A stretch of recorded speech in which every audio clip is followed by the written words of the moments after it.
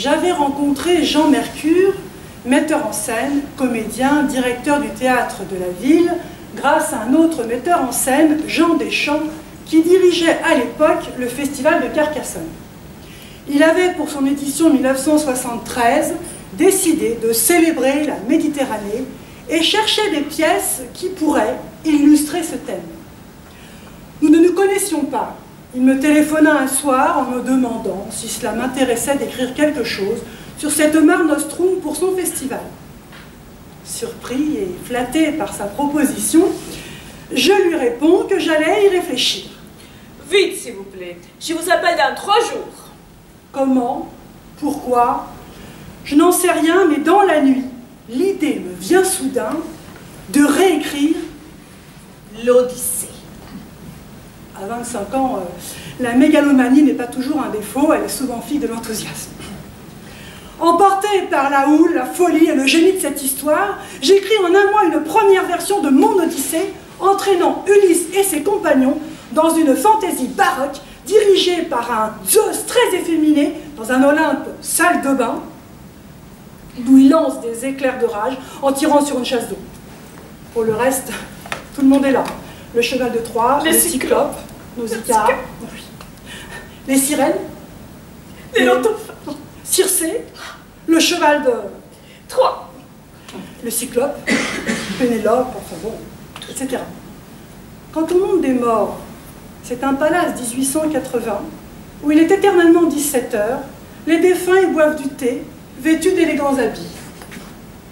Plus de 100 rôles nécessitant une troupe de 40 comédiens, 30 tableaux, dont 30 décors, de la musique, des tempêtes, la mer, le soleil, les animaux à profusion. Ah, célébrer les pères de l'Occident ne se fait pas avec 3 allumettes. Je lis tout, la pièce, je m'amuse, les personnages galopent sans m'attendre, l'histoire me dépasse, je la suis, je n'en suis pas le maître, tout ce que j'aime. J'envoie le manuscrit à Jean Deschamps, confiant et heureux d'avoir répondu à sa demande dans le délai qu'il souhaitait. La réponse ne s'est pas fait attendre. Une bordée d'injures. Vous vous foutez de moi? Vous vous prenez pour qui? Girardou, c'est ça? Même si ça m'avait plu, ce qui n'est pas le cas. Avec quel argent voulez-vous que je produise un spectacle avec ces nombres d'acteurs? Hein? Je regrette vraiment de vous avoir sollicité. Elle raccrocha. Je ne sais pas pourquoi je n'ai pas bronché. Ce fut violent, ordurier et terriblement humiliant. Me connaissant, j'aurais dû pleurer. Mais je n'ai pas pleuré. Sans doute parce que s'il avait réussi à me blesser, presque à me tuer, la pièce restait indemne. Il ne l'avait pas atteinte. Elle continuait à gigoter. D'ailleurs, je ne l'ai pas rangée dans un tiroir, mais dans le coffre de ma voiture. Bien m'en a pris. 6 mois plus tard, en novembre, bloqué à un feu rouge de place du Châtelet, j'eus soudain, j'allais dire une illumination, disons une forte intuition, en regardant la façade du théâtre de la ville. C'est là que l'Odyssée doit être jouée. Je m'égare aussitôt sur un trottoir, attrape mon manuscrit et me dirige vers l'entrée de l'administration. Vous menez à décider, la dame de l'accueil, persuadée que j'ai rendez-vous avec Jean Mercure, patron du lieu, m'indique son bureau. Premier étage, à l'extrémité du couloir. Secrétariat de Jean Mercure. Je frappe. Entrez! La secrétaire de direction me regarde interrogative. Puis-je voir Jean Mercure? Qui êtes-vous? Je lui dis. Vous avez rendez-vous? Non. Je me fais éjecter de son bureau comme un malpropre qui s'imagine qu'on peut déranger M. Mercure sans avoir eu la courtoisie de téléphoner pour demander un rendez-vous. Madame Jaillet est offusquée. Je la supplie de lui remettre mon manuscrit que je jette sur son bureau avant de sortir. Je n'ai pas que ça à faire, monsieur. La porte claque. Je redescends le pénal, réalisant que question illumination divinatoire, je suis très loin de Saint-Paul ou de Claudel. Une semaine après cette non-rencontre catastrophique avec Jean Mercure, Ayant abandonné tout espoir que mon Ulysse puisse voguer un jour sur une scène, un certain Serge Perrin me téléphone. C'est l'un des principaux collaborateurs de Jean Mercure. Nous avons lu votre pièce, elle nous intéresse. Jean Mercure aimerait vous rencontrer. Je n'en crois évidemment pas à mes oreilles. J'imagine un canular d'un de mes amis à qui je racontais mes déboires. Mon interlocuteur insiste pour fixer un rendez-vous. Je bégaye, comprenant peu à peu que l'homme qui me parle, eh bien, c'est lui qui dit être. Bouleversé, dans une sorte d'inconscience, je propose à ce monsieur Perrin d'inviter Jean Mercure à dîner chez moi si cela lui convient. Pourquoi pas, je vous rappelle.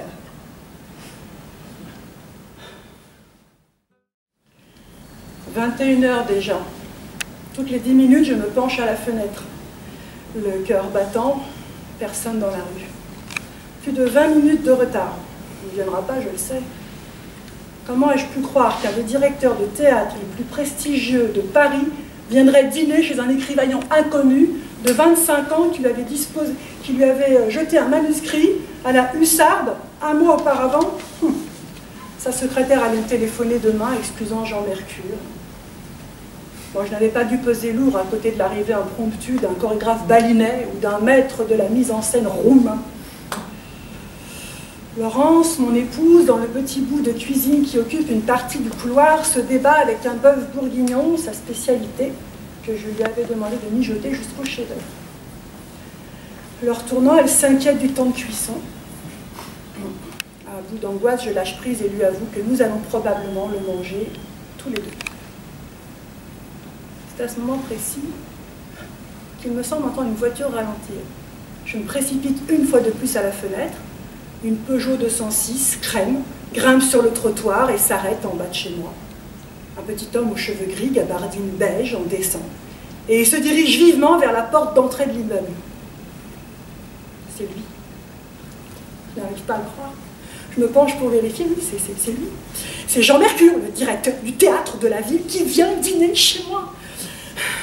Je hurle à ma femme, il arrive! Oh, sans doute avec la même force mêlée de terreur que le cri de la sentinelle allemande qui a soudain aperçu à l'horizon des côtes normandes de la flotte anglo-américaine.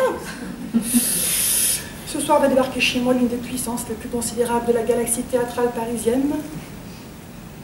Pour me libérer de l'anonymat, en montant ma pièce, ou pour m'y plonger définitivement en la refusant. J'attrape une veste, la boutonne, la déboutonne, la reboutonne. J'habite au second. Il monte sur moi les marches 4 à 4. J'ai du mal à respirer. J'écarte mes bras pour me détendre. J'inspire. J'expire, je sursaute. Ding dong! La sonnerie vient de retentir. Tétanisée, je ne bouge pas. Laurence sort de la cuisine, me regarde étonnée. Ding dong! Deuxième coup de sonnette. Profonde respiration. J'attrape la poignée de la porte que j'ouvre d'un coup sec. Jean Mercure est là, immobile sur le palier, silencieux. Pas un mot, pas un sourire, pas un geste. Je suis paralysée, incapable d'ouvrir la bouche. J'ai l'impression qu'il regarde mes pieds. Après quelques secondes qui durent un siècle, il lance en articulant presque trop. Vous avez des papillotes?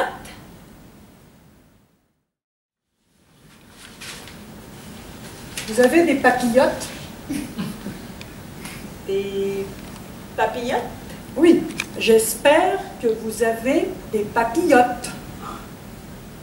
Désemparé par ce mot papillote, première parole de cet homme tant espéré, préférant mourir que de le décevoir, je n'ose pas lui en demander la signification. Non, parce que votre chat, là, derrière vous, est anormalement nerveux. Le seul remède, c'est la papillote. Je réalise que Odeur, bien nommé, gratte le mur tout à côté de moi. Je l'avais oublié celui-là. Minuscule félin noir acheté par ma femme 3 mois auparavant. Nous nous étions rapidement aperçus que Odeur non seulement puait, mais était fou. Une sorte d'Antonin Artaud matinée des Pol Pot réincarné en chat. Il poussait tout à à coups de cris stridents, s'est hérissé ou torturé à loisir nos mains de ses griffes quand il ne pissait pas sur nos têtes durant notre sommeil. Devant mon hébétude et poussé par l'urgence d'apporter la sérénité à ce malheureux animal, Jean Mercure se résout à nous dire que la papillote est une cordelette sous laquelle on place des petits papillons en papier de soie, que l'on accroche de préférence à l'angle de mur pour que le chat, en s'amusant à les attraper, finisse par être calme et sérénité. Nous voilà donc, avant même d'avoir échangé le moindre mot autre que papillote, Jean Mercure, Laurence et moi, assis dans le couloir, à tresser ces fameuses papillotes avec fébrilité. Nous avons découvert miraculeusement de la ficelle dans un tiroir de la cuisine, et faute des papiers de soie, nous confectionnons les papillons avec du papier toilette. En mettant en scène averti, Mercure indique très précisément les endroits où il faut les accrocher, afin d'établir un parcours ludique pour que les chats s'apaisent en se distrayant. Cet exercice dure à peu près 20 minutes dans un silence total. Je sens dans le regard de mon épouse que la quasi-certitude que son bœuf bourguignon ne sera pas exposé au Louvre. Dans un élan de convivialité qui a beaucoup de mal à paraître naturel malgré les sourires qui l'accompagnent, je propose que l'on passe à table. Essayant de ne pas interrompre les propos de Jean Mercure qui s'élance dans un discours sans fin sur l'éducation et le dressage des animaux domestiques, Laurence place dans son assiette les morceaux de bœuf bourguignon les moins brûlés. J'écoute avec attention les conseils que les directeurs du théâtre de la ville profèrent avec passion pour que mon chat redécouvre le plaisir d'être normal, espérant attraper un mot qui pourrait permettre une association d'idées avec l'art dramatique et dévier la conversation, sinon directement vers ma pièce, au moins sur le théâtre. Rien n'est fait. La passion pour les animaux de Mercure et sa science vétérinaire sont intarissables. Le seul qui parvient à l'arrêter est Odeur lui-même. Tout à coup, les chats bondissent sur la table en s'approchant du plat des viandes mijotées. « Tu vas descendre de là, toi !» Je hurle et essayant de l'attraper. « Non !» Laurence Mercure avec une autorité qui me rassure aussitôt. « Surtout pas de gestes violents. Il faut parler aux animaux. Ils comprennent comme vous et moi. » S'épanche alors vers Odeur et s'adresse à lui avec la douceur ferme d'un grand-père pour son petit-fils qui vient de voler des chocolats. « Dis-moi, petit chat, tu sais pourtant que tu n'as pas le droit de monter sur la table pendant que tes maîtres mangent. » Le chat arrondit son dos et s'approche doucement de Mercure qui me lance un regard de fierté. Vous voyez qu'il comprend. Puis il se penche vers le chat. « Alors, tu ne recommenceras plus? Promets-le-moi. » Le chat s'arrête tout près de lui et le regarde. Je ne sais pas pourquoi, mais j'ai soudain la sensation que le pire va arriver. Et le pire arrive.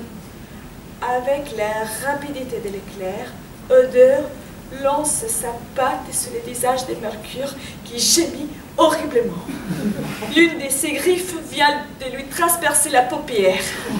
Je me précipite, impossible de la retirer. Panique. Je me dis qu'il va lui arracher l'œil gauche. J'attrape le chat pour l'immobiliser.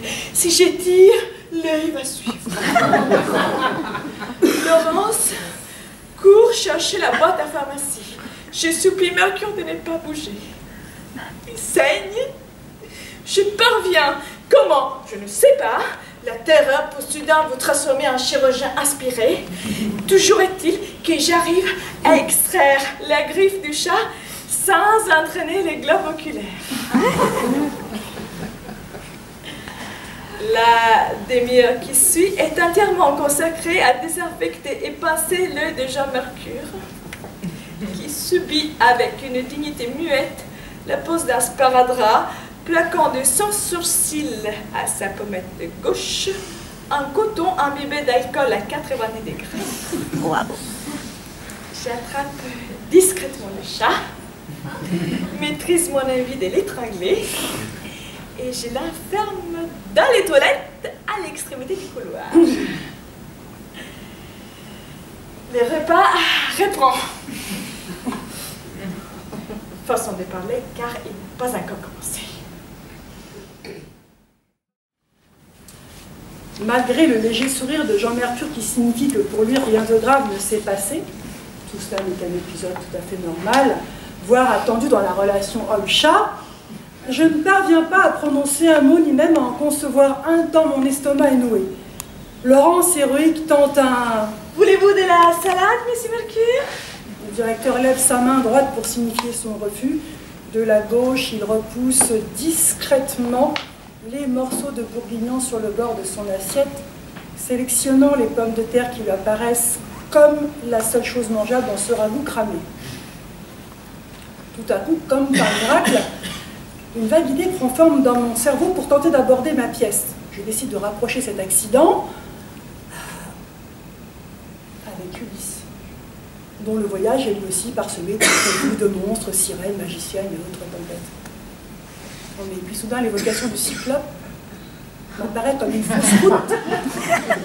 Vu l'état de Mercure, qui à cet instant n'a plus qu'un œil lui aussi. On était là de mes pensées lorsque je vois le chat comme échappé de l'enfer. Il m'a fait quoi, Michael?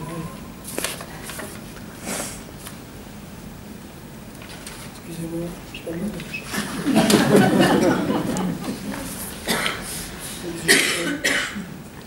Ah bah oui, c'était une phrase.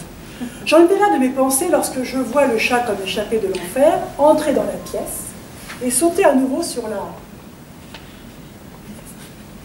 Je ne parviens même pas à pousser un cri. Laurence, qui se précipite sur Odeur, est aussitôt stoppée dans son élan par un « Stop! Ne le touchez pas. Vous ne comprenez pas qu'il vient de demander pardon. Laurence lâche Odeur, ronronnant, et il s'approche de Mercure, ravi de voir un animal une fois de plus se comporter mieux que la plupart des humains, incapables de présenter des excuses. Le chat bâille copieusement et s'assoit devant l'assiette de l'homme au pansement. Impassible, il regarde le directeur du théâtre de la ville avancer son nez en avant pour lui faire un baiser sur le museau. L'air dans la pièce se solidifie soudain. Je sens que je vais m'évanouir. Laurence devient pâle. Au moment où la bouche de Mercure va toucher la minuscule truffe d'Odeur, ce dernier pousse un miaulement strident, saute en l'air et tape sa patte droite sur la joue de Jean Mercure, qu'elle laboure profondément. 3 sillons sanguinolents dégoulinent de son oreille jusqu'à son menton. Le sentiment d'horreur qui m'envahit n'est pas tant nourri par la certitude que ma pièce ne sera jamais jouée au théâtre de la ville, pas plus que par les soins que nous allons devoir à nouveau apporter à Jean Mercure pour sa plaie, mais plutôt par la gêne immense que je ressens en imaginant la honte qu'il doit avoir devant l'échec de son numéro de dompteur spécialisé dans le félin d'appartement. Moi, je l'ai perdu à jamais. Impossible pour Jean Mercure de revoir quelqu'un qui a été témoin d'une telle déroute et qui de plus vous a collé tant de sparadrap sur la figure.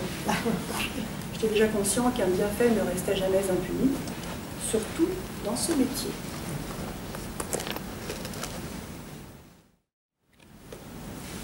Pour ne pas perdre la face, ou ce qu'il en reste,